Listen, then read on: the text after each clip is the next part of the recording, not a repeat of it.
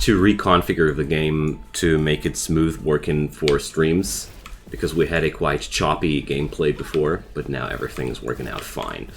I was waiting for this game for, well, I don't know. I was considering it for quite some time now. Let's see, we can't summon skeletons here. Okay. How many? Limited to 3 skeletons at a time.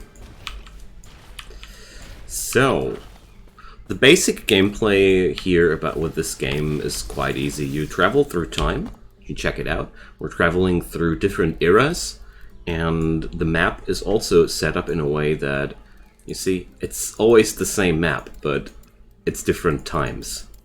And end of time, I guess that's the end game content, but I'm really looking forward to this. So I have pre-played this a little bit with my offline with a rogue character, and it's really fun. It really redefines a lot of things about the action RPGs, which I want to feature today a little bit. Class Primalist, we're no Primalist here, and yeah, I'm really happy with what I see so far, and as far as I can tell, I really consider this game as a strong contender to the big titles these days. Hello, Pop. We can read you if you're asking that. So we can configure that tab, and seems like I'm able to buy lots and lots of stash tabs. That's cool. All right. Let's speak with the traders. Well, this game is still early access, so it's a little bit rough at some edges. It's frozen for me. Is it for you too? Hold on. You'll have to reopen the app. It shouldn't be frozen. At my end, it's we have a wonderful, smooth gameplay right now. All right. So, since I had to skip the first part from the video, the base story is quite simple. She's a evil necromantic witch, maybe stolen from another popular free-to-play title. And since weird things were happening outside, our character wanted to go and check out what's going on here. So, of course, the story is a little bit more intricate, but forgive me. So, our skellies are taking these guys down. Can I see somewhere? Ah, here. These are my friends. The real big feature about this game is how your character progression works, and we're going to go through that in the next few minutes when I unlock a few things. Honestly, the crafting and the character progression features about this game are a few of the things I like the most about this game so far. Now, we have a new skill, Marrow Shards. Fires sharpened bones from your body. The bones pierce through enemies, inflicting physical damage. Instead of mana, 9% of your current health is consumed. Owie.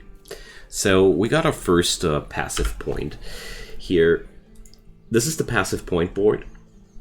It's a regular skill board, like you know it from games like World of Warcraft. So it scales, we scale from bottom to top. So let's see what we got here. Increased damage, increased minion damage, increased armor, increased minion armor, increased intelligence, and necrotic resistance. Let's go for damage. Damage is always a good thing.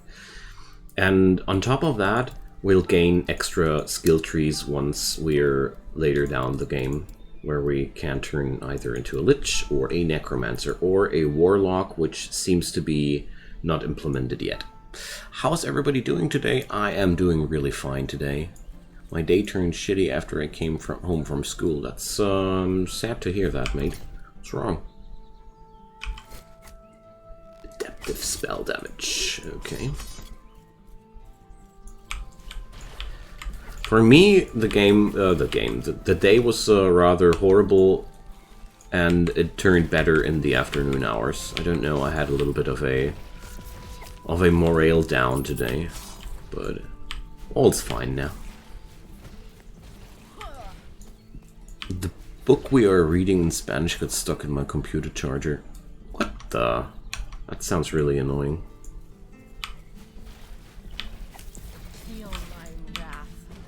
Alright, let's check out the these marrow spikes. Is it strong? Well, I don't know. I feel bad about using a spell that uses my own health here like that. Alright. So this area is really nothing too special, and since our character is not is low level, there's really not much to talk about. One page got ripped in half and another one got ripped badly. Oh no. Was it a costly book? I don't know, sometimes lectures for school are just so dang expensive. We're almost level 4. That's when the fun begins. Alright, we've got a pretty high range on that blood rip spell. Now we're talking business, and now we're going to look into the real specialties of this game. So every skill I got here can be specialized. So we're going to pick up the Rip Blood skill because I really like that one so far, and put it in here. And this is all we can enhance about this spell. The enhancements work not via experience points, but via learning by doing. So, well, 20 euros though, still annoying. And every single skill in the game has a specialization board like this, and that's what I really like about it. So we can specialize the summon skeleton like that. Every single skill of everybody has such a vast skill board, and that's when I started to drool a little bit when I saw that. Let's see. Rip Blood has a significantly higher chance to make a blood splatter. What's a blood splatter?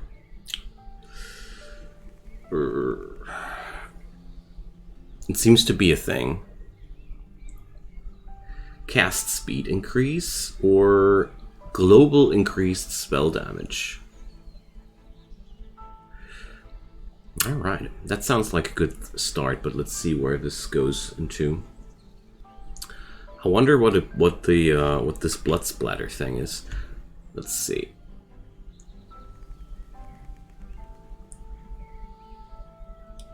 Hitting or killing an enemy with blood splatter does not count as hitting or killing an enemy with red blood. Okay. So,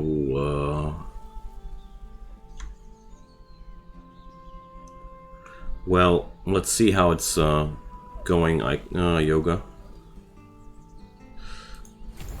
Let's see when I'm in motion again. Let's check it out. Well, from my side it looks pretty good though.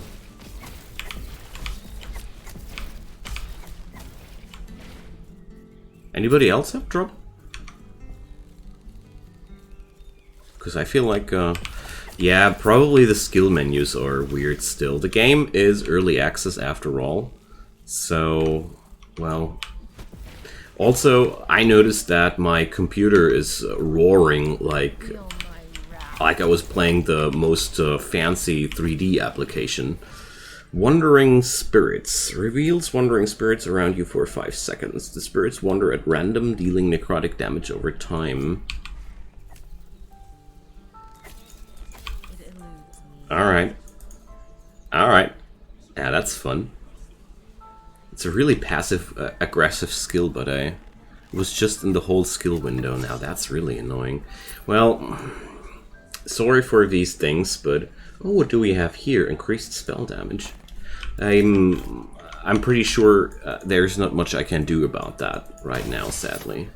Unless... Let's see. Interface.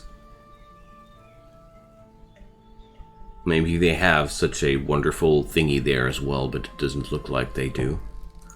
So we got the streamer mode here enabled, but apart from that, no. I'm sadly not able to do anything about that. Sorry, Yoga. Alright. I don't like this Marrow Shard skill too much so far, but the Wandering Spirits one is really cool.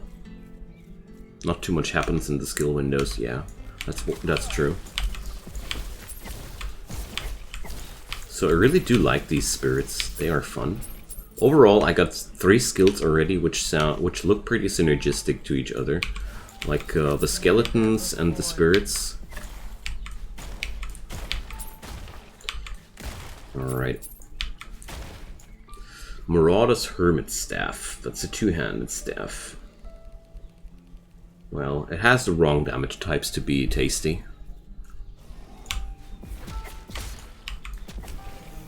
Alright. So the game will amp up a lot when we're done with the first area.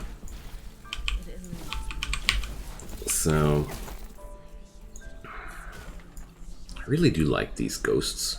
They're fun. Maybe I'll specialize into that afterwards. Because with the Lich, I don't want to go too heavy into minions, honestly. The Lich sounded more like a Necromancer damage caster type. So I want to go into this direction. So, first boss time.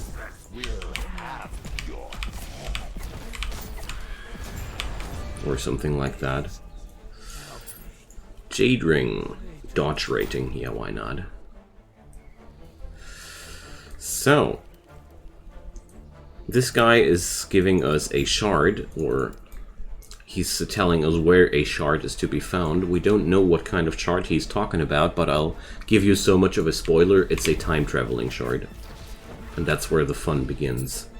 Oh, I got a new passive point. Let's just pump them blindly into damage. I don't care. Hi, Hyorin! Welcome! Nice to see you, and welcome to ARPG night. So let's summon them ghosties. The ghosts, though, are absolutely not controllable. Like, it's just like a damage aura around me that's not controllable. I like that. This is so cool because it's theoretically super strong if you get lucky, but in practice it's very, very random.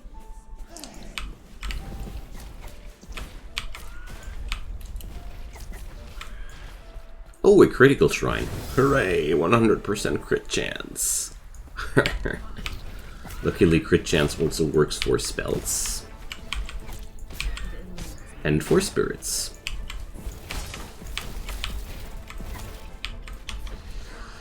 Alright, I won't be exploring these areas too thoroughly tonight because I already did that in my single player experience, and also I don't want to doodle around here too long in the beginner area because I really felt like the game was turned into way more fun once I was past these areas there. Dungeon Siege! Yeah, Hyorin, that's right. That's right. I was playing Dungeon Siege 1 and 2 as well. I was today thinking about like my experiences with ARPGs, and I suddenly noticed that I'm a friggin' nerd when it comes down to ARPGs. I was playing Diablo 1 completely with Hellfire expansion, all 3 difficulties. Diablo 2, then I tried to like Diablo 3, but it was too bad to do that, but the story was nice. I played more Path of Exile than every human being possibly should. I went through Titan Quest and Grim Dawn a lot. What's wrong with me? It seems like I really like that genre. And I gotta say, this is one of the best new things I tried since then. So the boss here has, you see here, it's already the first boss, and it's only the first boss, and he already has a lot of special moves there. Can I summon skeletons just like that? Okay, I can. Nice. I do notice that this game still needs a lot of polish, but it already looks pretty decent, in my opinion. A Chalice of Embers. Increased damage over time, mana, and fire resistance. No thanks. We don't need that. Did Balthus send you? Alright. Lena gives me that shard, and now let's get right into this. Now we're going to travel 1,000 years into the future. Believe me, it's gonna be beautiful.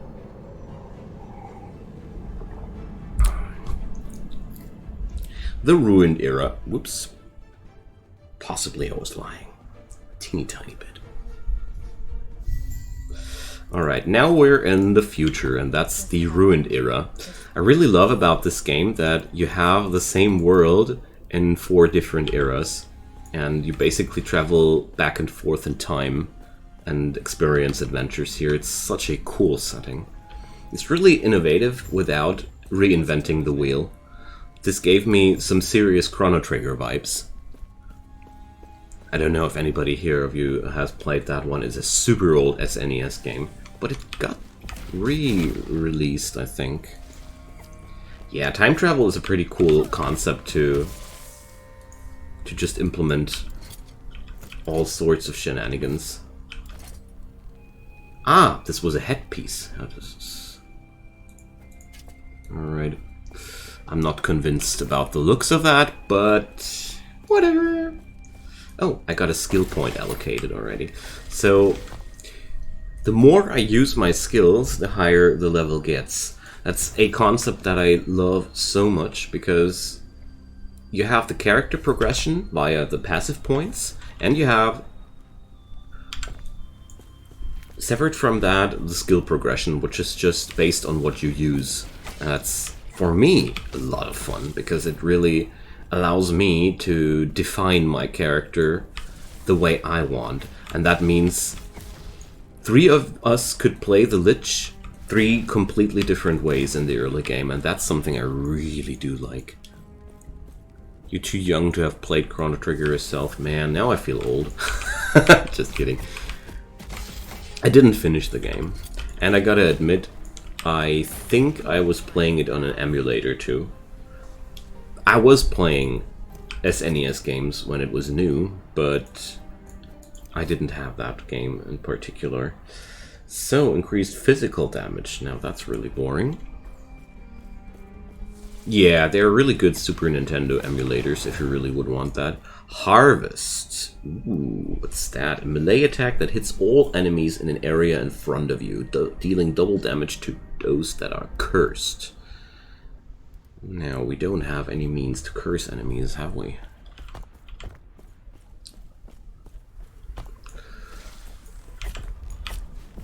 And there we go.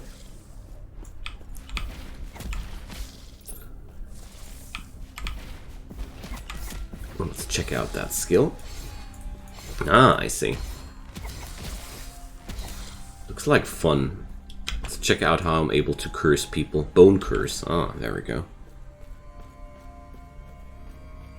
Well, emulating Super Nintendo games is not really stressful for your computer. So, these guys are telling us about Last Refuge, which is basically the last town that has not been consumed by the Void. I haven't fully understood yet where the Void comes from, but neither do these people. They were just saying it was here one day.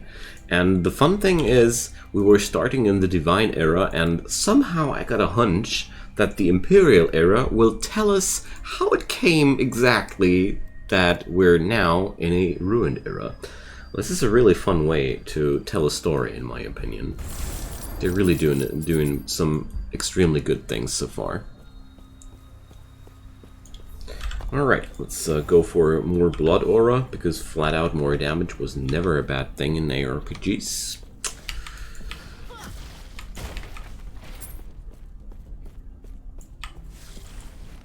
Has a chance to dodge hits. So, I would be really appreciating some input from you guys which skill we want to upgrade next, because this character is, after all, more or less my streaming project, so feel free to give me some input here. So this Blood Rip spell is cool and all, but it's all single target, and single target is a little bit bad. I do like that Harvest one for the AoEs. Balance now. Yes. Alright. Be with you. That Harvest skill has a nice AoE component to it. Well, as much fun as it is, I needed a break from the daily RimWorld routine. And that game here came just right. I mean, don't you worry, we're going to get back to more RimWorld, but I really do love me some ARPG. So, Guardsman Dolus needs our help. Let's do this.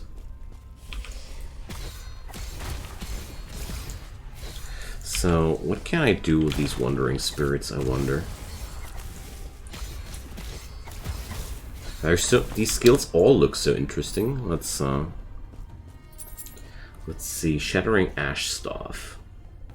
Oh yeah, let's do this. Let's equip that thing. And see how powerful the Harvest skill now turns. Oh yeah, oh yeah.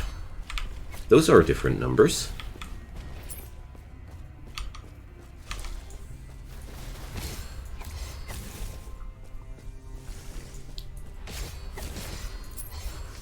It's looking good for now, at least.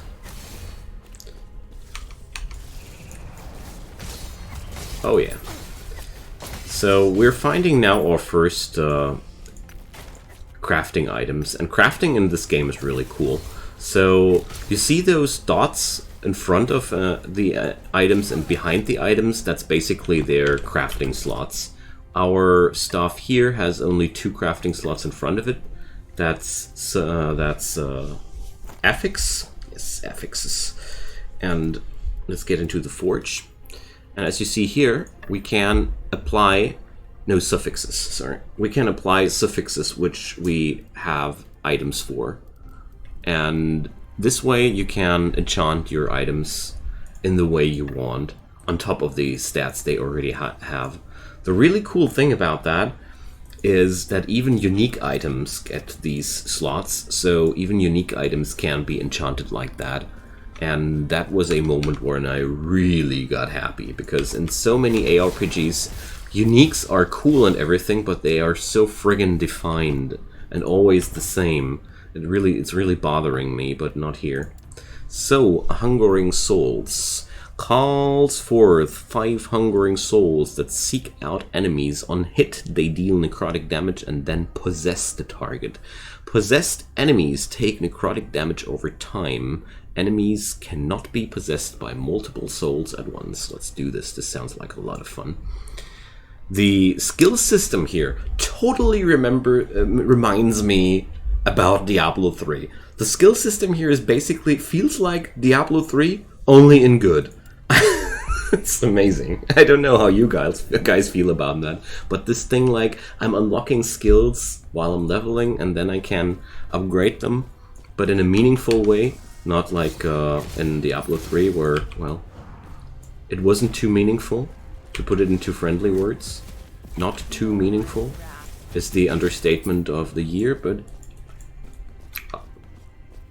yes, I was a little bit disappointed about Diablo 3.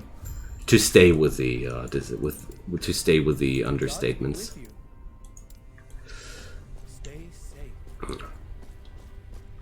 Alright.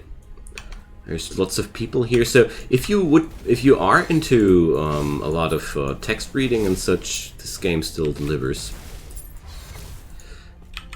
A lot of also delivers a lot of story, I wanted to say.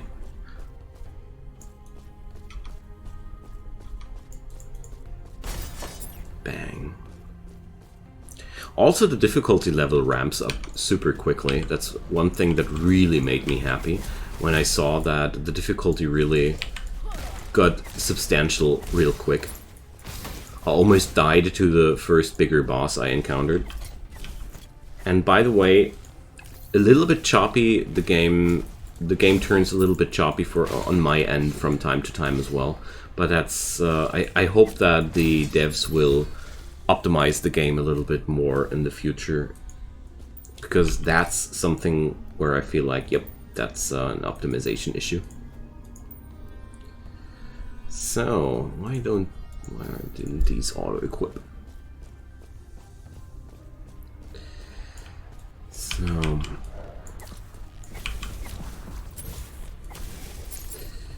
well, it's looking quite nicely so far.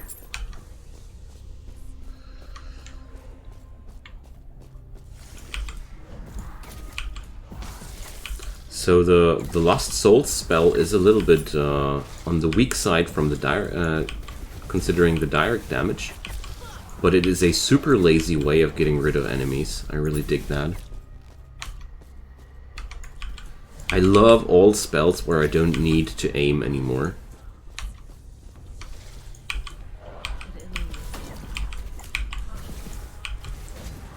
So, we're almost level 8.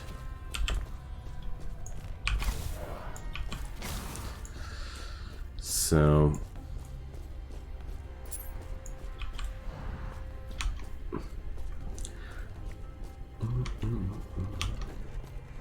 Streamlabs had to ban somebody here. Alright, any opinions about which skill we should learn or study next? Really love to hear some opinions here.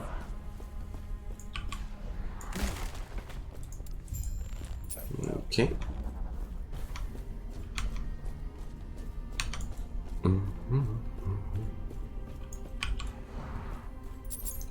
It's a tattered scroll. Offhand catalyst. Okay. That's for the case when we don't want to use two-handed items. I see, I see.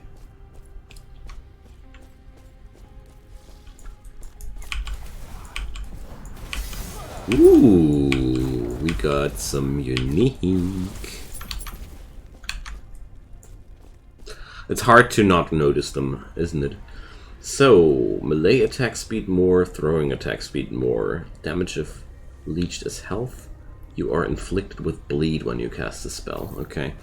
Sounds like nothing my character would really want to have because, well, I don't exactly need an item which punishes me for spell casting.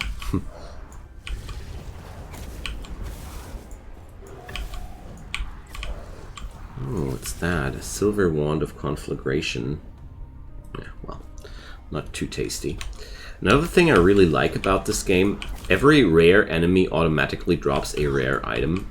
This is a guarantee. And the item hunt here is a lot different from other games, because you're finding way more items. I feel like it's way more about upgrading the items in a way that it fits to your playstyle, rather than searching forever for the same item, but I'm not entirely sure though. Alright, not this direction. Don't want to power clear these levels too much. Area level is 5 and I'm already level 8, so... As usually, I'm already overdoing it. But I can't stop myself in these games. I always want to discover everything. Okay, these homing missile ghosts are really cool, gotta say. I really enjoy those.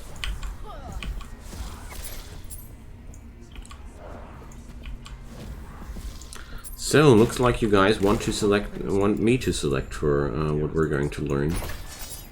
Okay, can do. No problem.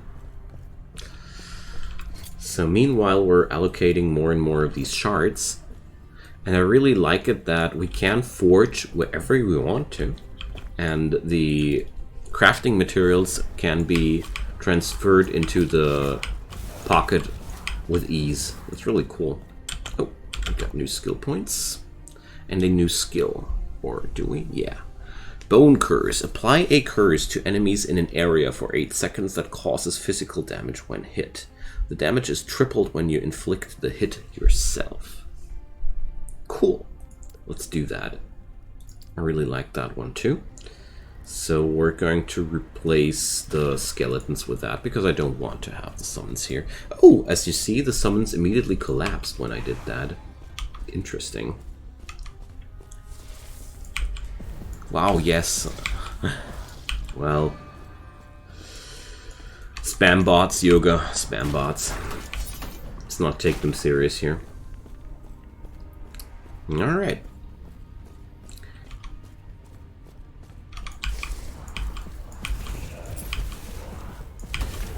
Oh yeah, I got the new skill now. Nothing I want. Oh, and my blood rip spell has some new skill points. I do like that it has a global increased spell damage. So we're going to be able to use this in the long run. I was wondering if I would be sad about the fact that I went for Blood Rip first, but you know, for boss fights, a sustaining spell is really good. So I'll be using that later.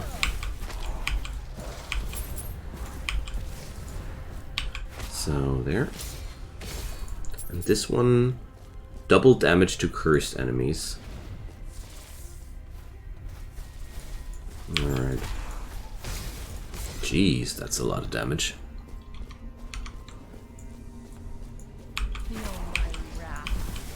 Alright.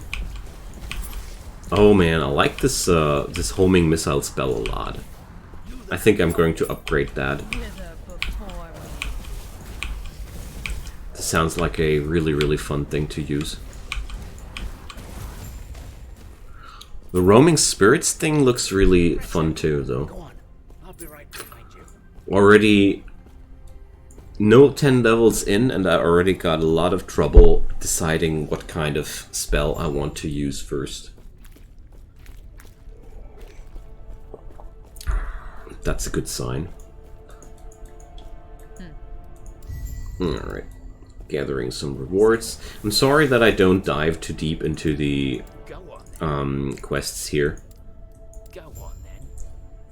Because I want to play a little bit here and not read too many texts. Stay safe. I do not recognize you. Alright, we gained a passive point for that. Cool. Farewell. Farewell. Now, oh, we can learn something new here. So, stolen vitality. Here, let's check this out. What can we do here? Intelligence grants ward retention and improves skill stat. Oh yeah. So you see here there are scaling tags. This spell is damage over time, intelligence, and necrotic. So vitality points won't be too useful. Minion bonuses.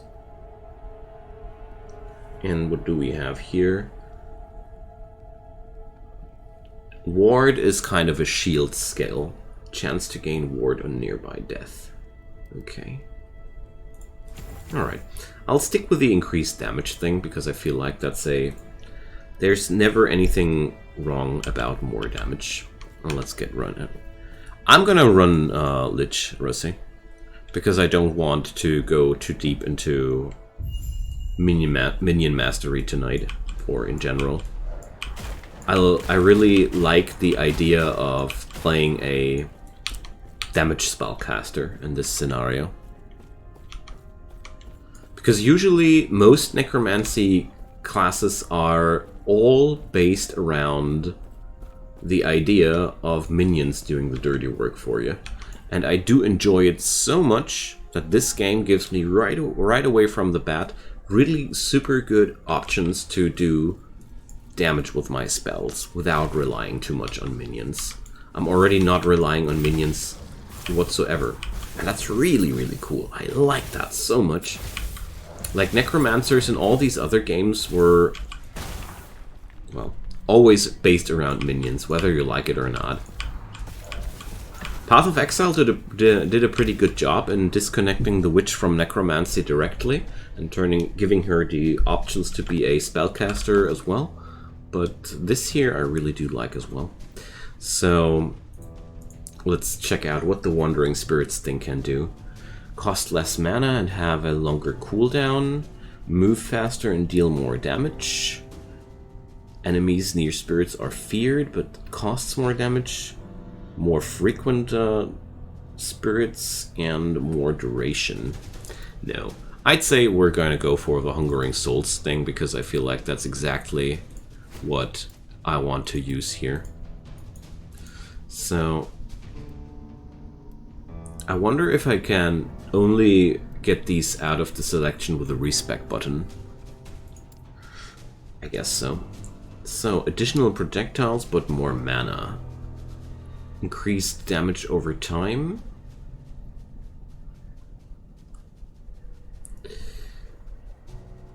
More damage, but fewer souls. More damage flat out. Well, it's real fun that I can't increase the amount of projectiles by 4, and here it gets reduced by 2. So let's see. Wider cone. Well, let's stay with the generalistic things. Just flat out more damage seems to be a solid choice. Oh, passive points.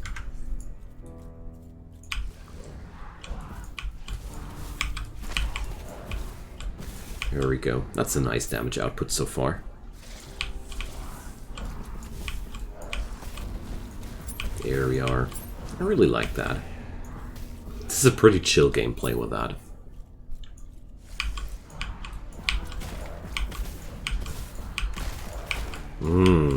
Decent. Witch Robes of Hope. Yeah, let's dig that.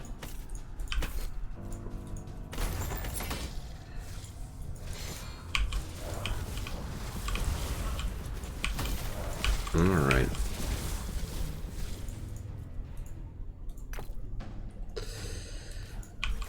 I want to keep an eye out for more yellow items.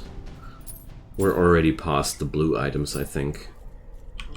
But not the shields, please.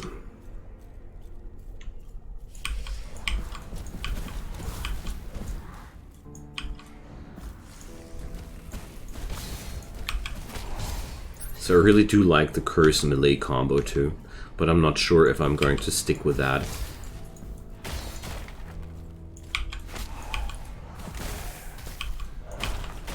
It does sound like fun, but it's also, in the long run, pretty dangerous to stay near your enemies like that.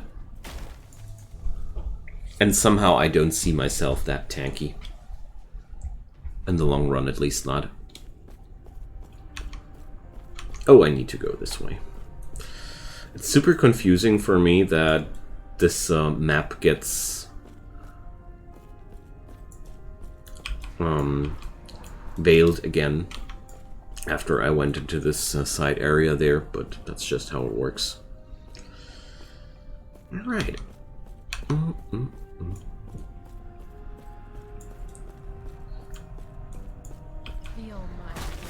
The only thing so far I didn't like about the game was, honestly, don't hate me too much for it, how it looks. Like, I feel like the graphics look really a little bit dated.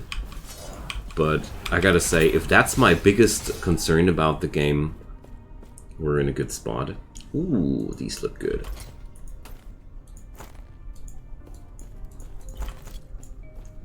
And considering that it's still in early access, I'm not minding it too much. There can be still done so much. Textures can be added so easily into the game. And that's all it would need to make the game look a little bit more pleasant. And therefore, the gameplay is what is really important, and not so much the visuals. I really have a hard time deciding what I want to use here the whole time. All these skills are so fun. Such a good feeling.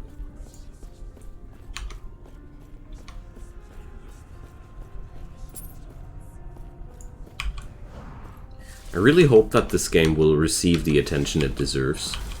Because gameplay-wise, this is one of the most innovative titles I've played so far in the ARPG genre. Sure, they are not reinventing the wheel, but they put things together which haven't been put together yet, and that's really cool. The gameplay is, to me, the best. Yeah, exactly, Cerno, exactly.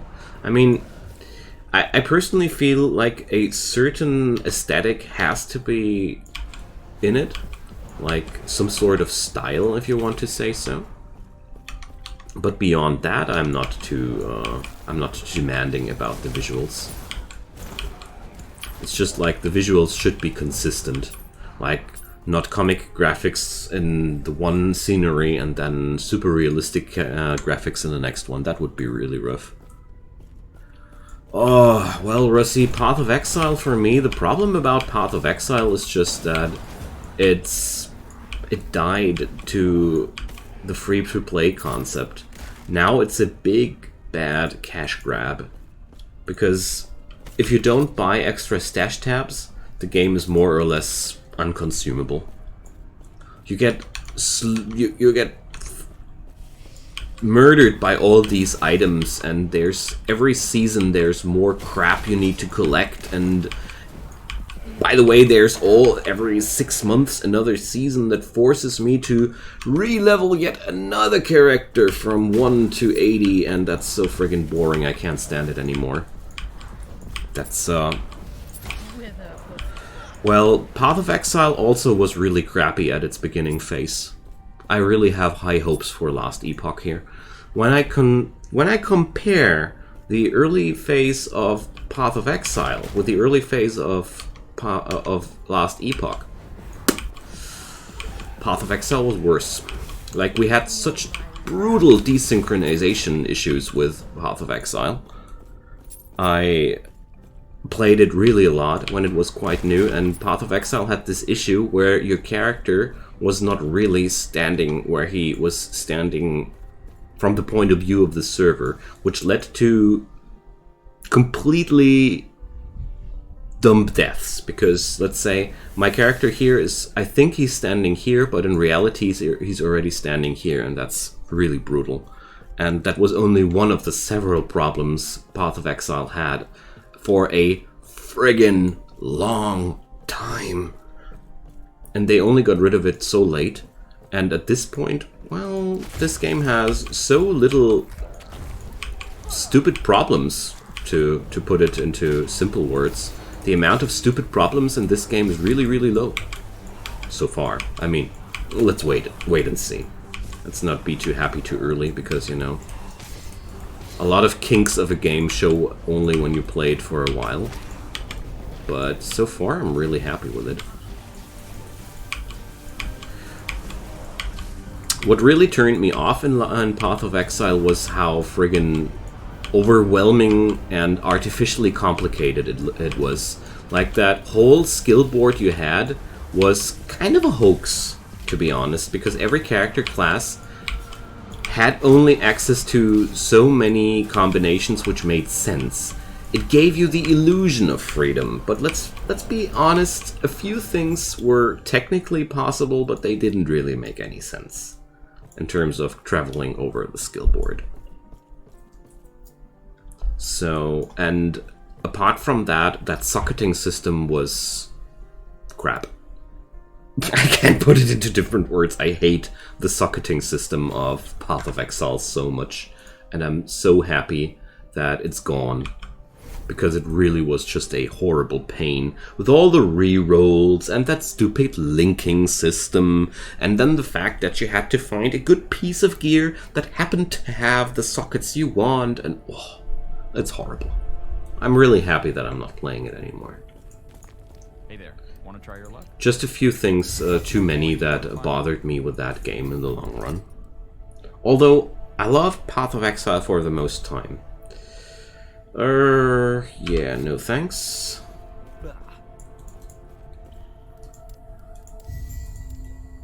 But that's only my personal standpoint. Gods be with you. And this is a very Stay safe. Be with you. subjective point of view, and not at all a objective point of view. Don't get me wrong here. PoE 2? Oh, well, you know, Russi, I'm not believing in the free-to-play concept anymore. You know, the free-to-play concept for me is a failure, because the only way that a high-quality free-to-play concept can work is that a big investor is saying, okay guys, I'm giving you the money for, let's say, 5 years, and you're allowed to make only negative numbers, and after 5 years though, you guys will deliver money. And that's where a lot of games died lately. A lot of free-to-play games, and I include Path of Exile to that category, the first few years it's fun and everything grows better and better, and all of a sudden the cash grab intensifies. And that happened to so many games. among those Path of Exile. And I don't even blame the developers for that, because you know you need to have some sort of financial plan for your games. The MMO genre pretty dead. Yeah, well, I'm playing Final Fantasy XIV right now, and I gotta say I'm really happy with it. It's it has its lengths and it has really bad sides, but the gameplay is really solid. But of course, it's quite costly. I really think nowadays, if you want a solid gameplay experience, free-to-play is a myth. Free-to-play will always lead to some sort of disappointment in the long run, because, you know, somewhere the money must be gained from. And there is no such thing like free good games. Sadly not. The free-to-play genre only works well with games that don't have huge investment costs when it comes down to development. Especially idle and incremental games have wonderful concepts which are really good at financing the developers themselves, because they don't have insane costs while developing the games. But once you have to finance big staffs of programmers behind that, I think free-to-play will ultimately always disappoint the customer. Just my personal stance. Take it with a grain of salt.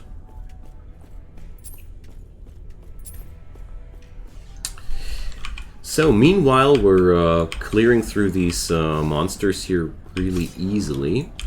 We're now at the precipice. And we're getting closer to the first real boss. But yeah, overall here in the MMO genre is, well, it has a pretty problematic thing.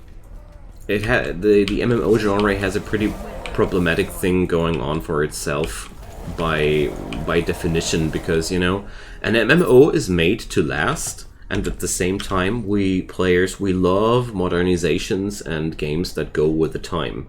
And for example, World of Warcraft is my personal favorite example. It looks like crap, but still it has a lot of innovations going on, and it's one of the best games in terms of gameplay.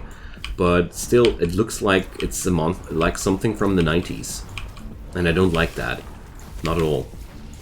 And therefore, the gameplay of World of Warcraft might be good or anything, I don't know if it is really, but alone the visuals are just such a letdown for me. I love that enemy, by the way. Especially since you get these AoEs and all these things. This is one of the first bosses, and still he feels like I have to consider what he's doing and such. Can't wait to face that thing in higher difficulties. I really... I have to read that when I'm less in a less dangerous situation. By the way, here Blood Rip heals me up quite decently, and that's why I'm not regretting the Blood Rip specialization at all. Because I really feel like Blood Rip will always be a spell I'm going to be using a lot in boss fights. So, agreed, those games generally are designed to be boring or frustrating to play without paying for features free to play. Yeah, that's exactly what I was talking about. I really wish some new MMOs would be good. I have no confidence in any of the ones coming out. Yeah, Rusty, I feel you. I feel you. Co-op multiplayer is where it is when you want to play with friends. Yeah. The co-op multiplayer genre, in my opinion, seems to be also the evolution of MMORPGs in a way. But I was looking for a good MMO for since a while now, and I gotta say I didn't stumble over something better than Final Fantasy XIV so far. And I tried out a lot of them, sadly. I still hate FF14 for a lot of things, but, well, it provides quite well, and also, well, Final Fantasy is a nostalgia thing for me as well. Recently, it's all the indie games that are looking really good. Well, that's because the indie developers are way more agile when it comes down to reacting to the customer's needs, you know? Or our wishes much more. Because the indie game developers can afford to experiment because they have lower production costs. A studio like Ubisoft or whatever you want to say here has some standards they need to fulfill. They are not able to produce at the level or speed of a indie game company. Yeah, Ubisoft are just... I hate those guys. They killed one of my favorite franchises. The Heroes of Might and Magic one. I love Heroes of Might and Magic so much, but ever since Ubisoft took over, it's nothing I want to play anymore. It's just a bad game. Boring. Just boring. And it's really making me sad to say that like that, because I really loved Heroes of Might and Magic so friggin' much. But that's just how it went. Well, no minion gloves. Alright, we're now allocating ward on nearby death. That's really cool, so I get shields when stuff around me dies. Also, I got access to a bone golem spell. Alright. Not our cup of tea, but that's fine. Alright, the blood rip blood and blood splatters base physical damage. What is blood splatter? Like... So let's see. Blood splatter chance 100%. Let's check out what that does. Meanwhile, just upgrading the damage of the skulls there.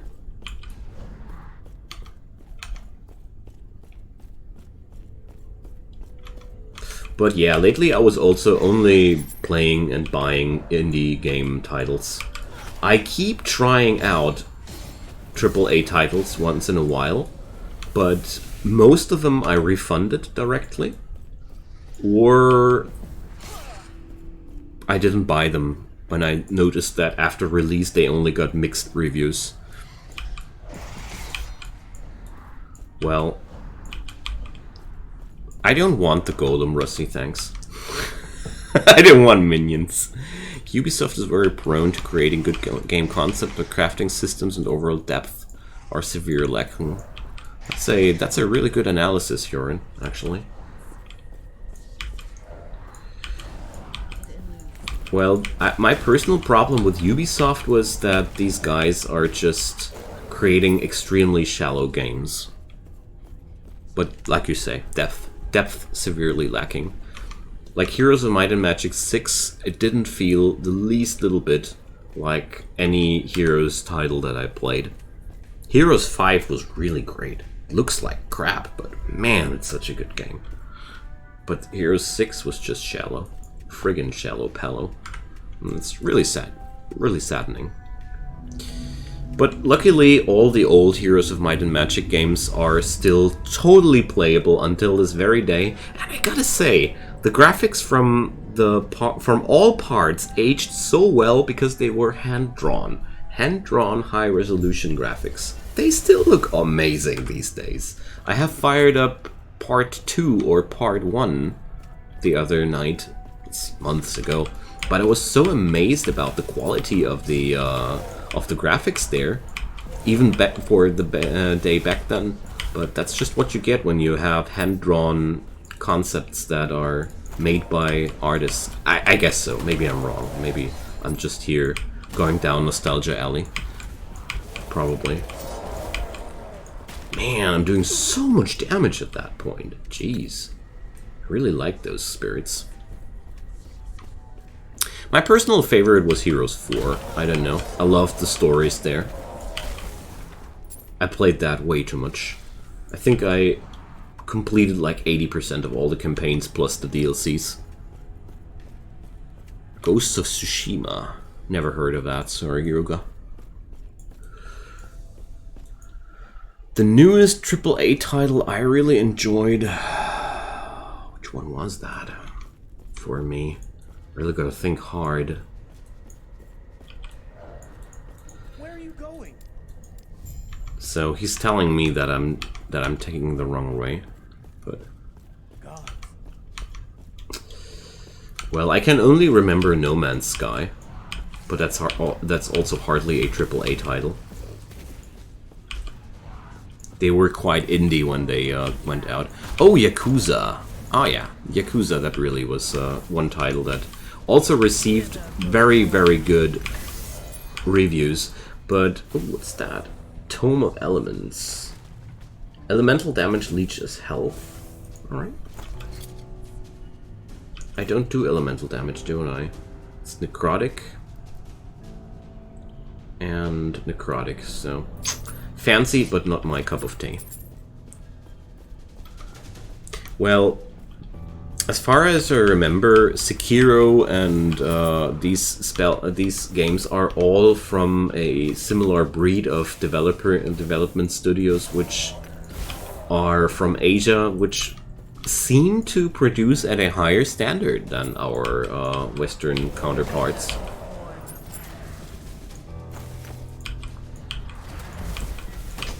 Alright, we're so strong here.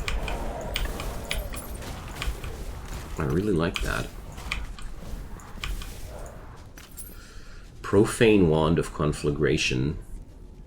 Alright, base necrotic damage. I just need to get a second one of those.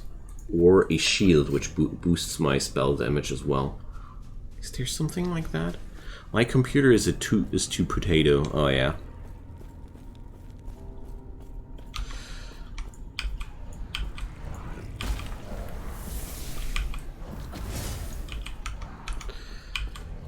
We go, just smacking these guys. So, gotta say, I now have a hard time comparing, telling you which character is more fun. Or where I have more fun with my rogue or this one. Total War Warhammer, oh yeah. These, the Warhammer titles also look pretty fancy. I was considering I'm really sneaking around Spellforce 3 now since quite a long time. But then again, I stopped myself from buying it because I was like, man... As of lately, I only like to buy games that I either want to play for myself, or I want to work with them. Alright, we can't dual wield here at this point, so... These are +7 adaptive spell damage, and this is not really any help here whatsoever. Let's compare that. No. Not really an option, it's not really stronger, unless I find some sort of shield that also boosts my spell damage, but before that happens... Well,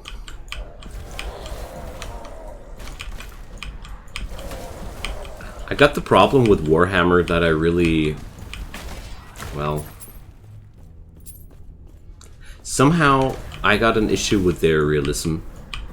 It's really weird that I have an issue with realism all of a sudden, but something about the Warhammer franchise always repulsed me. I can't really put my finger on it. Maybe it's, well, I really can't tell it. It's, to me, they sport a certain form of racism in all their titles. Like, every single of their worlds is so racism or speciesism driven, and there's this total lack of good guys in most of the worlds. I mean, good guys, which you can, or likable factions. Likable factions, that's what I wanted to call it. And that's just something that always turned me off somehow. I think, yeah, realism was more... The realism issue I had with Warhammer 40k, when I was trying to go into a pen and paper group with that, I totally couldn't go down that road because... no. Just no. There's just too much stuff in it which just has been added because it sounds cool. But it's really horrible thought through. With Warhammer Fantasy, I don't have too much experience, honestly. It's just dark everywhere. Well, Russie, the thing is, I love, for example, Grim Dawn. But Grim Dawn has likable characters.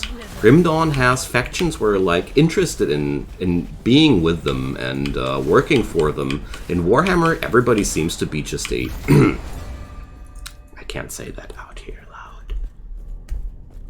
It's my problem. I haven't met any likable Warhammer characters so far, and well. But maybe I'll change my mind one day. I've done that several times in the past. There were so many games, books, and things where I was like, no, I don't like that. And a few years later, I was like, why exactly didn't I? Wouldn't been the first time.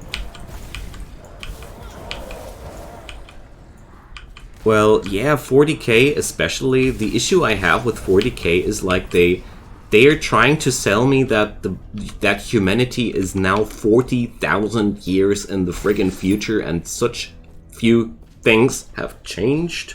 Come on, guys. Like 10k, 5k, whatever. But they really have they really did a bad job in filling those numbers with something. Like 40,000 years are such a friggin' long time. Really, I couldn't go down with that. And then basically all humanoids are just following some kind of inquisitorial church, which is full of people you really don't want to meet ever. That just bothered me a lot. I was trying to play in that world and I was like, why should I not just remove myself out of that world? Because it sure looks like the worst place a human could possibly think of. But yeah, that's just me.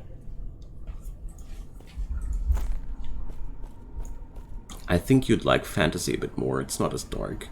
Oh, I tried to play fantasy in a roleplay group as well, Russie, and I hated it as well. It was the same problem. Like, everything is so friggin' dark and evil, and even humans are dark and somewhat evil. I don't know. I do love me some warmth and friendliness in between. You tried, I know. Well, you don't need to like everything, you know? I, for example, love Seralim, and you don't like it. And it's totally cool that you don't like it. Some things just don't connect to everybody.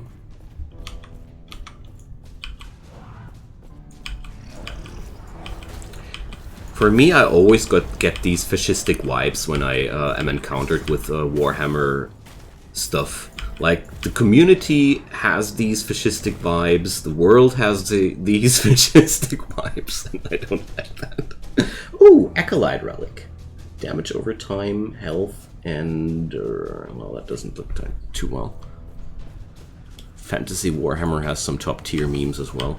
I don't know, somehow Warhammer users love to hijack every group or something they join and spam their stupid memes in there.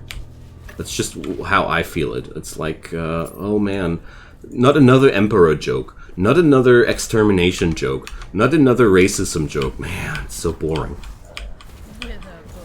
It's especially in the Stellaris group a horrible thing where I'm surfing a lot. Like every time I see the Warhammer 40k fans post something, I'm already taking cover because I can't really read it.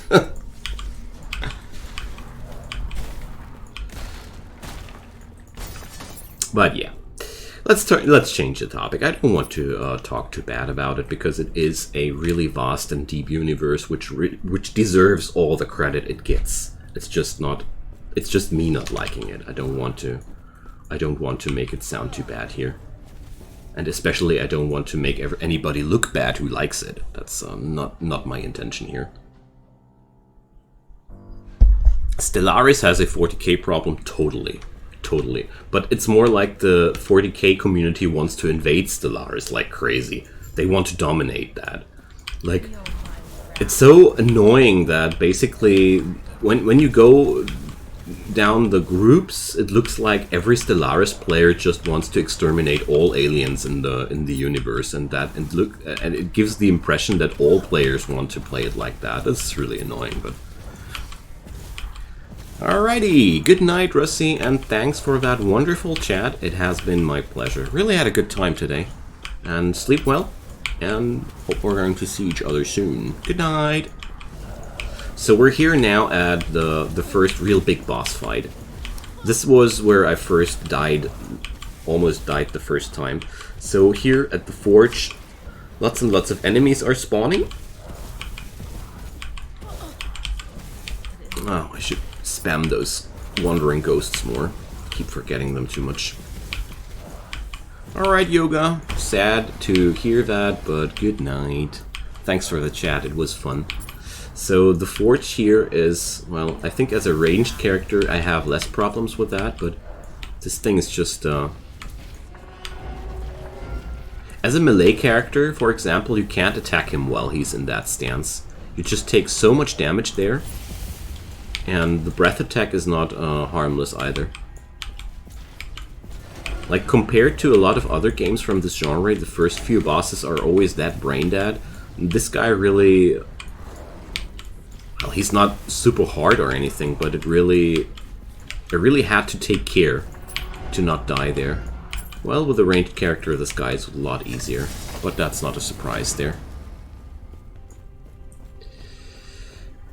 Alright, let's check out the loot as soon as the fires have burned out. And also, I seem to have a lot of points here.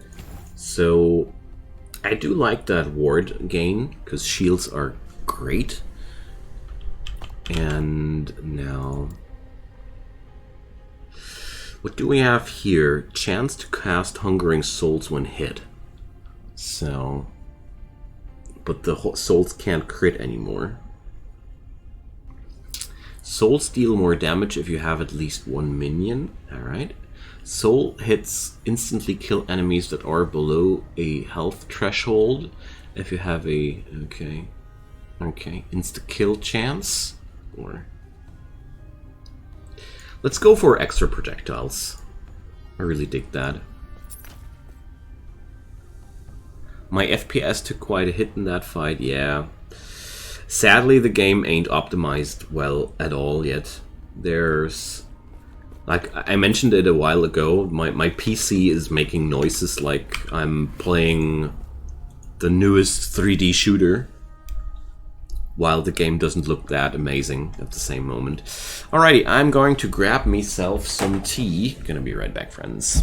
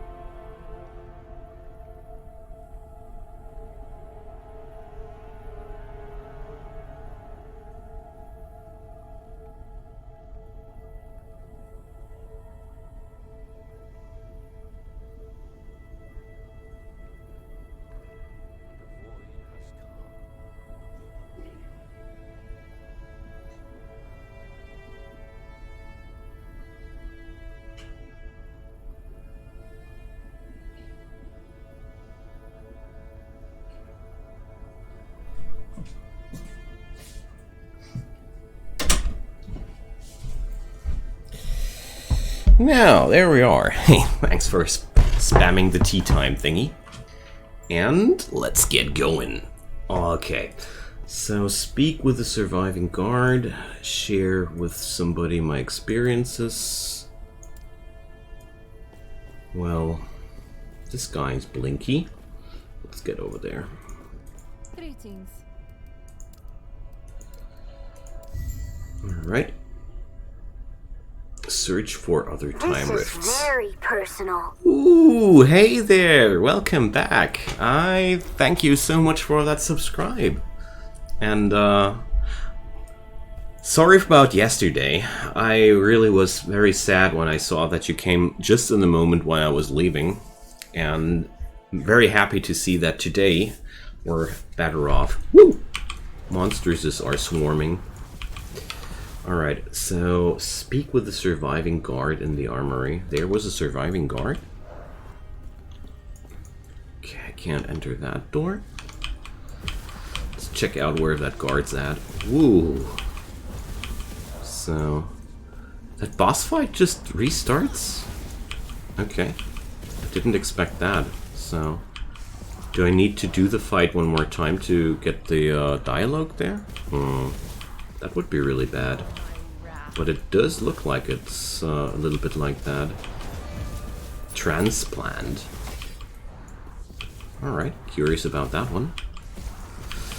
But, well, I killed that boss one time, so we're able to do it another time. Alright.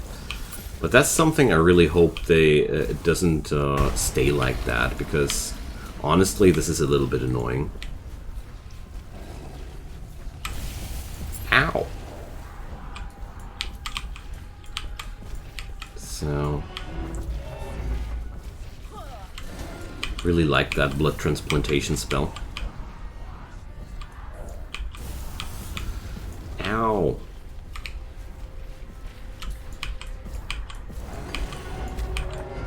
So it's always the same pattern. He first strikes, then goes the ground field, and then comes the spit. Yeah, quite predictable.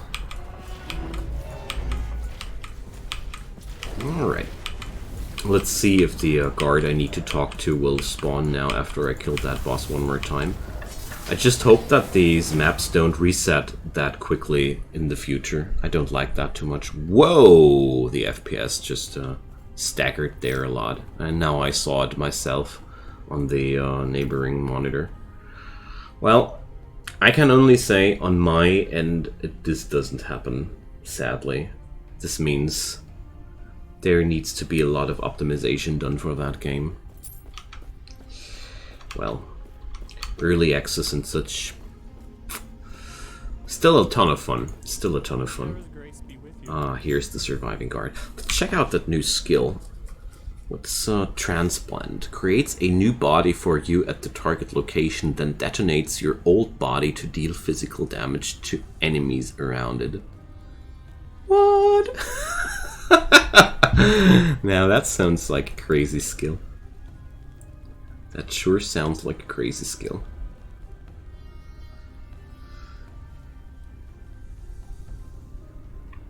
So... oh, we can turn this into necrotic damage. This is good. This is really good in the long run. Because I can already tell that I'm going to specialize into necrotic damage way more than I'm going to be into physical damage. Alright, the extra projectiles in this spell are really good. Oh, passive point. More shield per kill. Better and better. But the shields only... well, I only get those shields when I'm really close to the enemies, don't I?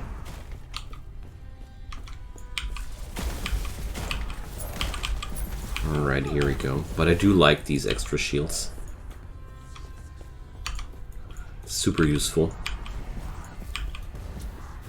Alright. Now I am at a point where I didn't play... I'm in new territory. On my single player account I didn't play past this point. So I'm really curious about what will happen now. Oh man. Let's do this skill. I want that transplant skill on my right mouse button. Here. Because I love to have mobility skills, you know. Here we go. Might cost a few HP, but... they regenerated that quickly. I don't even really notice. And a little teleport spell is always so good in ARPGs. I personally would go so far to say without these little mini blinks, your chance to die is massively higher. Because you can always get cramped into corners where you just don't want to be. And that's just super good. Especially since that spell has this component to deal a good AoE around me when I leave. This is basically made for bad situations. This is the spill or spell. Dear brain, slow down. So this spell has a function in it that basically is meant to be used when you're in a bad spot, or meant to be used as a damage amplifier. Dang, can't talk anymore. Brain malfunctioning. Ooh, shards. So we have to store these crafting items for now.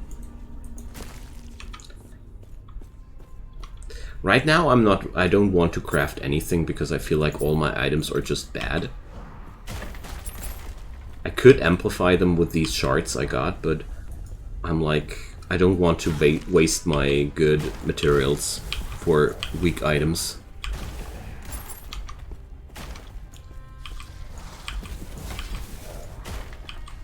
Alright. This is a really nice basic attack spell. Very chill. I love homing attacks.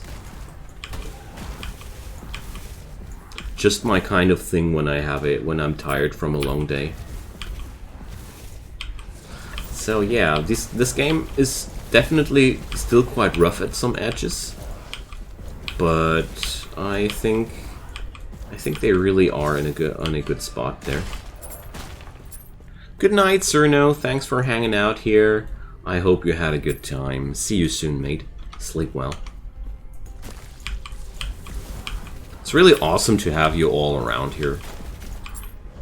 Really gives me a good feeling.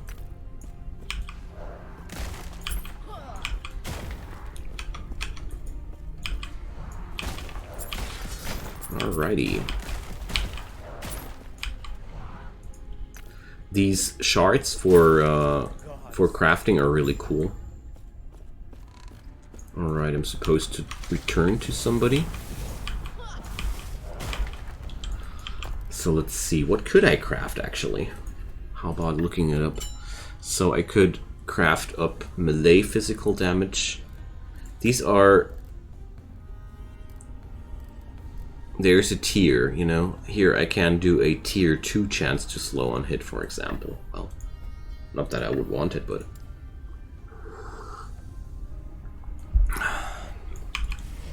No, I don't craft low tier gear. In no ARPG I do that unless I really need it, and it doesn't look like I really need it at this point. So this area is level 9 and I'm level 13, so let's just go to the next area. Oh, Ash Staff of Conflagration. Well, offhand catalyst. That's what I would need.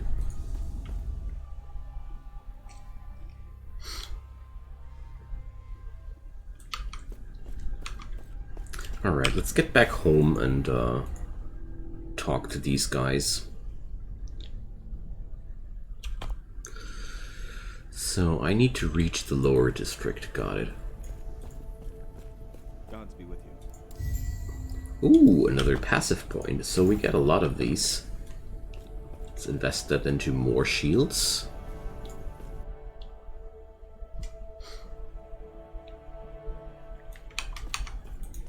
Ah, this is so good. It eludes me. What is that?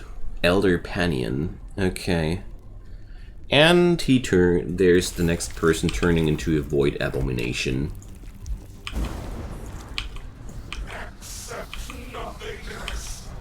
Well, I don't want to. Alright, whirlwinds. Lasers. Oh, spinny lasers.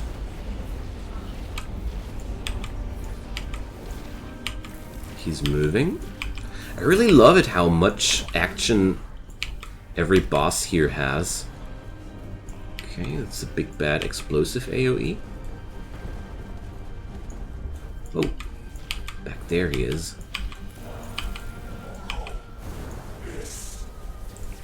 So this looks like it's a real Punisher for melee characters. The spinny laser again. Alright, nice. I really gotta say those boss fights are one of the biggest highlights so far for me in this game.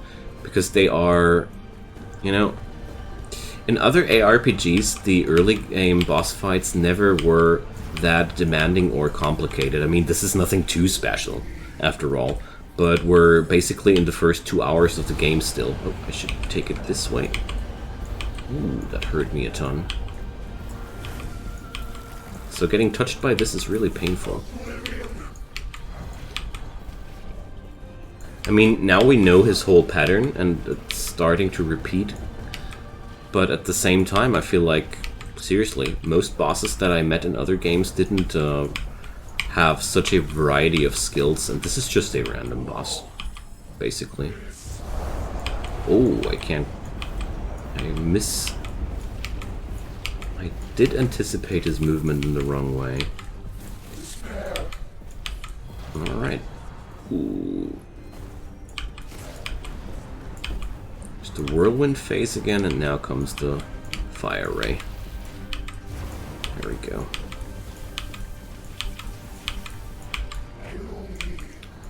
So this game has the potential to turn into one of my favorite titles.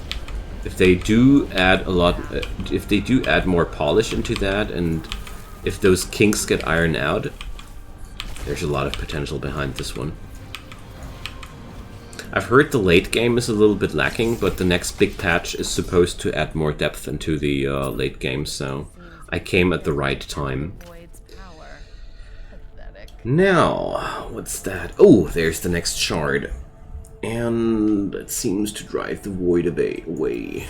We're picking it up, and back to the council chambers we go.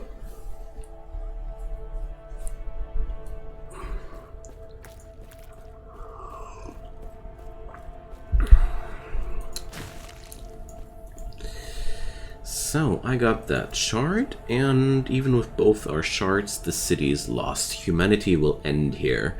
Our only hope lies in the Temple of Eterra. Okay. We must find the temple. I got idle slots. The epoch. And I'm supposed to reform the epoch. Okay. Chance to bleed on hit. Increased critical strike chance. So, equipping idols will grant your character bonuses when equipped in the dedicated slot. Completing main story and side quests. So, I see. But I can't equip them both because they have the wrong shape. Fun. Alright. Got it. Got it, Chief. There's another nice system there. And reach the surface beyond the sheltered wood. Ah, here. It's this direction. Alright, let's go. Can't wait to see what's happening here.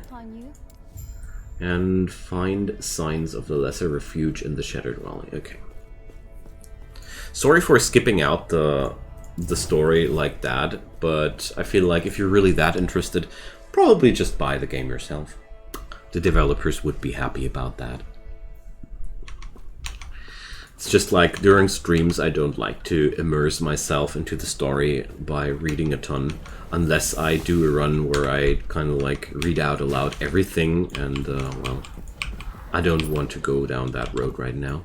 So, oh, my spirits can be upgraded, so... Global increased damage over time. Oh yeah, I want that. We're probably going to invest way more into damage over time here anyways, so...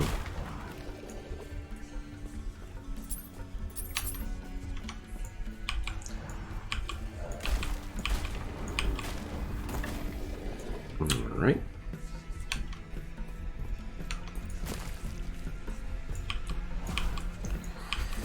So, I am level 13, and this area is level 11. Alright. Water Shrine. Cooldown increase. Cool. Or decrease much more.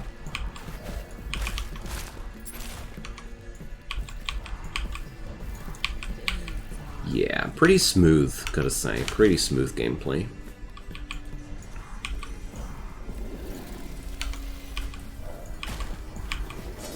Alright.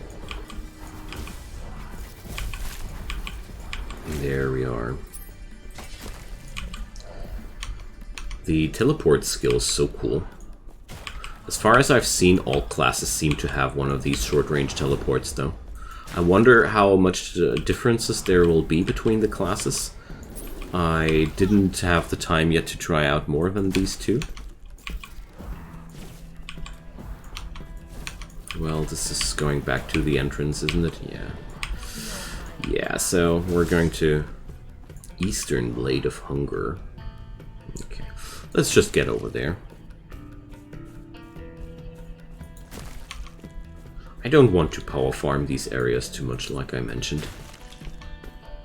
It happens to me way faster than I like it, that I start to power clear areas again. But that's, during this phase of the game, not really a necessary thing. So, let's see. Oh, here, Ethereal Revenant. When damage leaves you below half health, you summon a Revenant, a melee minion with decaying health. Okay. And what's that? Blood Pact. When you deal increased damage, but you lose a % of your maximum health each second if you have killed an enemy recently. What? That's a weird skill, isn't it? So... Crimson Gluttony. Let's try this nevertheless. It sounds like it's worth it. It's a very low amount of drain. And honestly, since I'm running shields when I kill stuff, it shouldn't be that much of a problem. I also got a lot of healing skills. What's that? Crit strike chance and elemental resistance. So there we go. So here, plus mana, plus resistance. There's not much change between these items.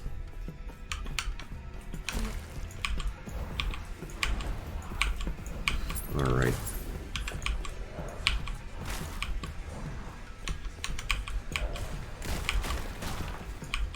There we go. I really love it how this plays out. I'm already at the point where I'm killing entire screens of enemies without any problems. But at the same time, I had the impression that single target damage was a little bit lacking. So I want to change out the W spell with something more useful. Let's try the Bone Golem nevertheless, because the W spell is just not... I'm just not using it, you know? So therefore, at least give the Golem a try, shall we?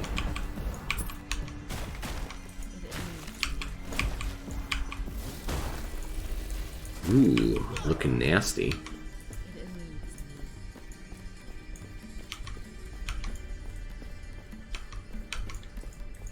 Huh. This looks like a perfect point for an ambush, but it doesn't look like we're being ambushed here. Alright, so from here on we're finding icon, or what's it called again? Idols. Alright, cool stuff.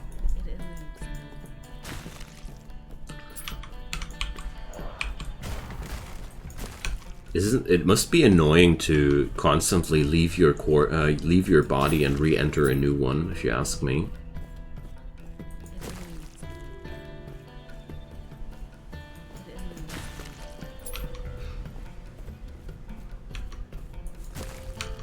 Okay. Back on track.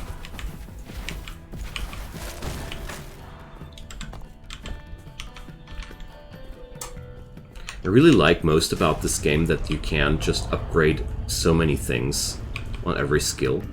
Like there's an entire field of upgrades for the Bone Golem alone.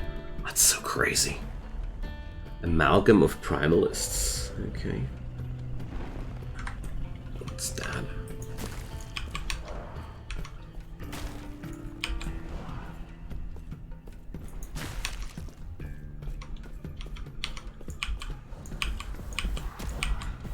There we go. Hey, wolfies! Down you go. Glyph of the Guardian.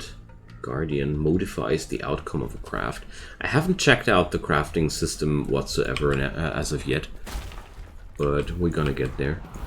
Gotta say, I just bought the game yesterday night on a whim, and I was very, very pleased with it. But it was the result. Whoa! Me trying out 3 different games before going for that one. So you see, it's amazing how quickly the tide can turn here. I really like that.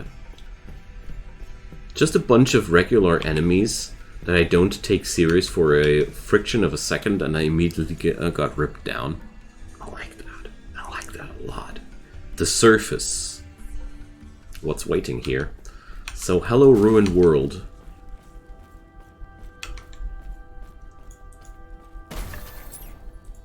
Alright. Solar Helm of Renewal. Okay. Alright, now I'm totally curious to try out all the other classes. Seeking the Last Shard, Chapter 3. Okay.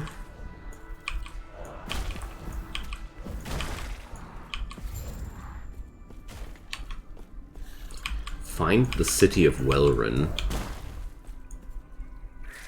Alright, nice. So much world to discover. And I like it a lot that basically your story starts reversed. You're starting your story at the end of time, and you're trying to understand it backwards. That's a pretty cool concept, I feel like.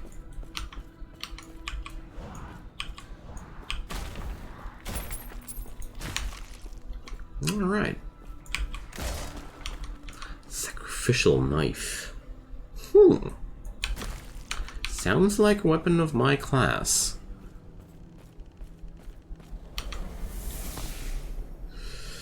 Alright.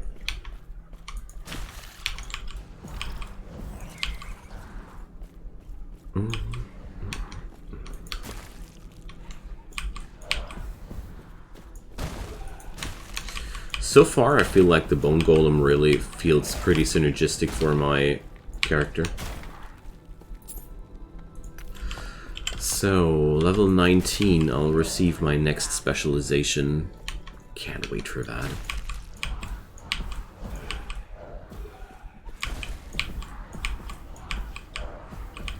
So, I really feel like I don't do enough damage anymore. All of a sudden. So, probably I need new gear.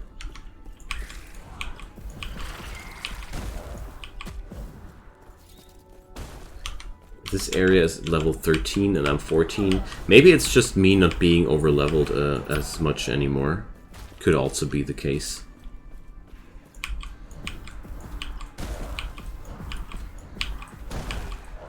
But I really gotta say, I do enjoy the difficulty level of the early game here already. I mean, it's not insanely difficult or... I don't know. It still is quite easy. Revives after 2 seconds. Okay. What an annoying fella. Does he drop twice? No. Okay. Intelligence, dodge rating, and void resistance. So, let's replace that.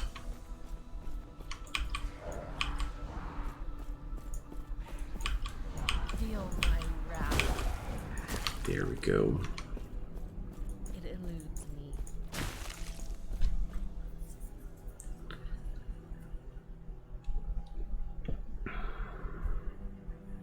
I'm really curious to see the later stages of the game, because so far we only scratched the surface of the game, I gotta say. Ooh, laggy. FPS drops from hell. So in case you're wondering, it's not only you seeing the game lag a little bit. Alrighty, Pop. See you soon, mate. Thanks for hanging around and have a good time. It's always awesome to have you around here.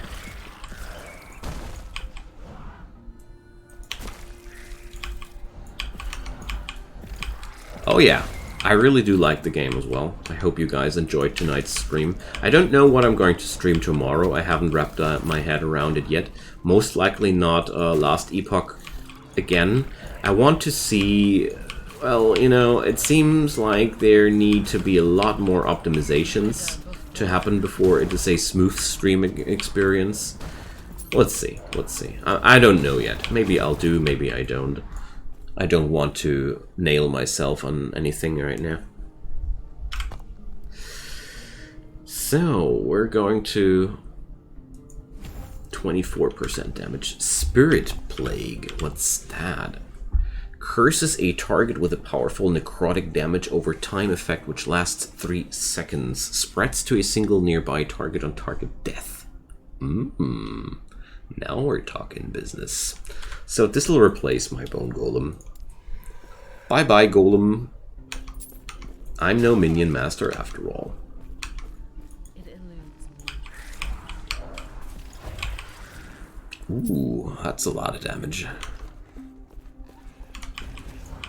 Yeah, so I'm suffering from FPS stutters here a lot. Increases experience gained on kill. Ooh. Yeah, Hyorin, you also noticed that, right? It's just not smooth as of yet. I feel like they really need to do a little bit more of on the optimization side. Like the game turns crazy laggy here in that environment, and I don't know why. I got no clue. But, you know, well, it's a little bit annoying, but I somehow have hopes that these are fixable problems, you know? If the base game mechanics are crap, that's not so much of a fixable problem. So, but I really feel like there's a lot of clunkiness still involved, and this, well, this is sadly also a thing that happens with indie game developers a lot.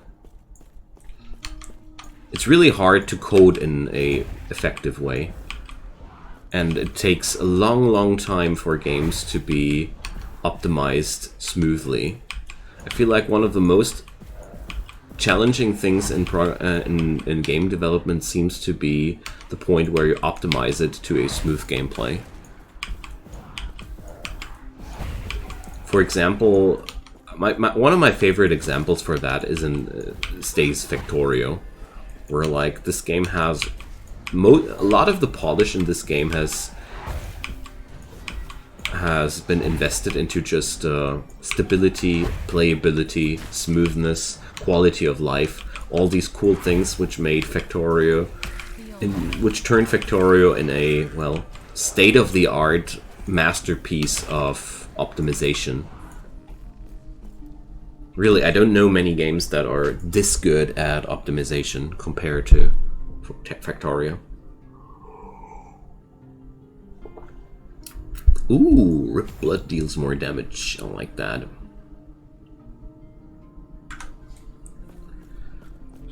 I can also optimize it to deal more damage when according to the number of minions. There are really cool things happening here. Speaking about Factorio, there's a high chance of some Factorio tomorrow. It has been requested quite frequently, and I'm also digging it again. Probably want to do a Seralim stream quite soonish again too, because I really would like... Ooh, a Shard Shrine, cool. Because I really would like to do one of these streams where I just try out a new character class and try to build a team with that. These were really fun, and I feel like I want to go for one of those again.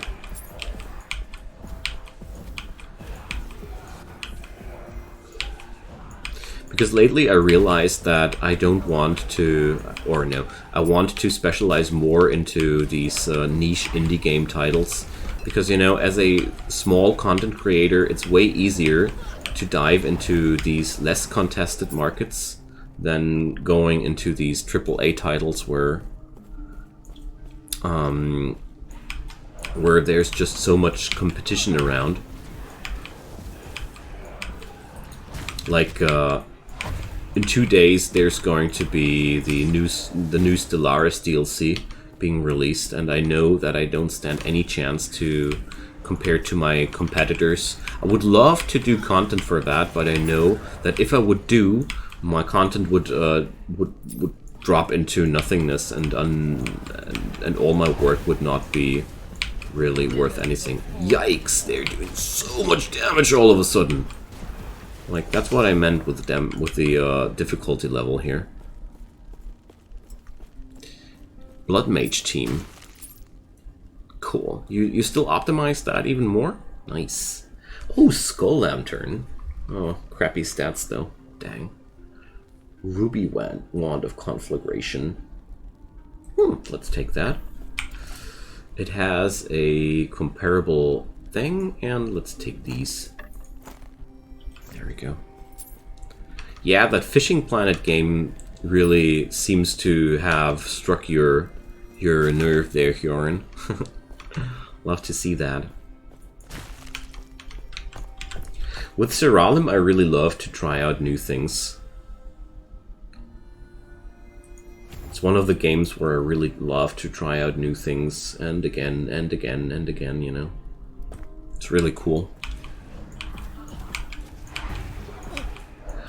The Goblet of Trials is a wonderful mechanic in Zeralim Ultimate to give you also a intention to level out all these different skills, classes, I mean. Alrighty. Ow! Jeez. What the heck? Okay. Ah! They hurt me all of a sudden so much. Okay. That's a sudden increase of difficulty here. I like that. I really, really like that. Skull Lantern of Freezing. Okay. Mana Fused Tattered Scroll. It's for the mage, I guess.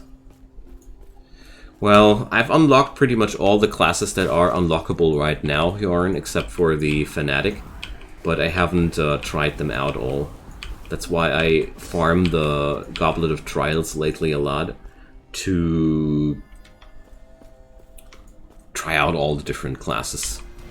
It's maybe not that ideal in terms of effectiveness, because trying out a lot of things just spreads out your resources like crazy, but, you know,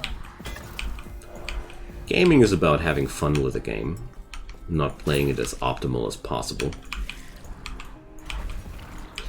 So far I tried out the Astrologer, the Inquisitor, the Tribalist, the Druid, the Necromancer, and also the Hell Knight a bit. But I was the least happy with the Hell Knight, actually. Cultist's Ruby Amulet, okay. So I feel like it's about time to consider optimizing my gear a bit, because the enemies sure do hurt me a lot more than they did before. And that's a really pleasant thing. I'm only at enemy level 14 and I already need to optimize myself. That's a really good thing.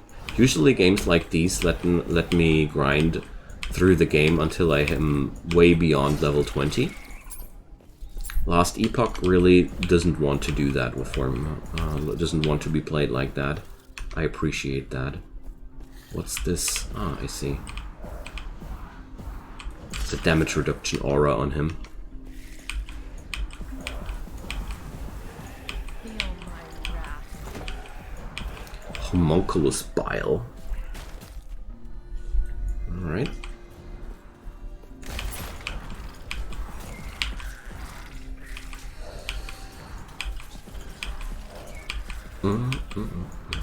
I guess with the next waypoint, I'm going to go to bed as well. It's been a pretty long day, and I'm slowly starting to grow tired.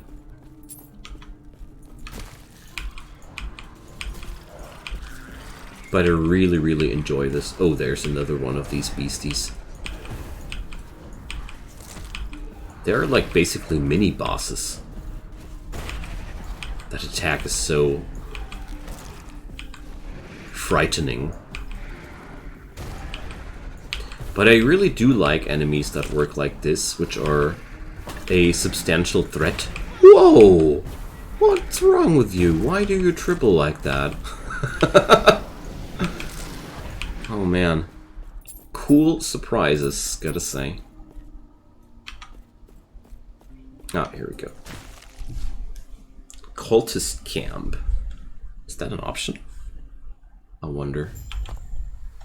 No, it's not an optional. Alrighty, we're going to put a pause, or we're going to end today's stream here. Thank you so much for hanging around. I hope you enjoyed the stream as much as I did. This game is really a blast, and I'm really waiting for more of this. And yeah, see you guys next time. Drop a follow onto the channel if you haven't done so already. I'm streaming every day, 10 p.m. Central European Time, for about 2 to 3 hours. Alrighty, good night everybody, see ya!